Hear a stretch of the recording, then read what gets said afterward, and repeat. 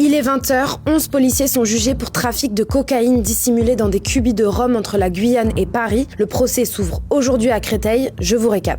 Alors les faits jugés ont eu lieu entre mars 2022 et juin 2023. Le trafic était organisé depuis l'aéroport Félix-Éboué de Cayenne. La cocaïne était cachée dans les toilettes, dans des faux cubis de rhum sous forme liquide. Des gardes-frontières se chargeaient de les placer dans les sous-plafonds et donnaient les instructions aux mules pour qu'elles les récupèrent. La drogue pouvait aussi se trouver dans des couches, des valises à double fond, voire dans les sous-vêtements des mules, et ces mêmes gardes-frontières s'assuraient ensuite que les transporteurs de cocaïne soient dispensés des contrôles de sécurité avant d'embarquer. L'une des techniques, c'était d'apposer des pastilles de couleur sur leur passeport, celles qui sont utilisées pour filtrer les voyageurs. La cocaïne était ensuite transportée jusqu'à l'aéroport d'Orly. Mais après plusieurs contrôles douaniers à Orly, le réseau a fini par être démantelé. En juin 2023, 10 kilos de cocaïne et près de 60 000 € en espèces ont été saisis. Un policier de 25 ans affecté à l'unité des contrôles transfrontaliers a reconnu les faits. Il a admis avoir introduit 26 cubis de cocaïne liquide et avoir réalisé un profit personnel de 76 000 €. Et il faut savoir que 15 à 20% du trafic de cocaïne qui arrive en Hexagone transite par la Guyane et que l'aéroport de Cayenne a mis en place un dispositif 100% contrôle des passagers en 2022 qui aurait permis de diviser par près de 2 les saisies. Aujourd'hui, en tout, c'est 20 prévenus dont 11 policiers adjoints qui sont renvoyés devant le tribunal correctionnel de Créteil dans le Val-de-Marne. 14 des mises en cause sont en détention provisoire dont 2 femmes. Ils seront jugés pour trafic de stupéfiants,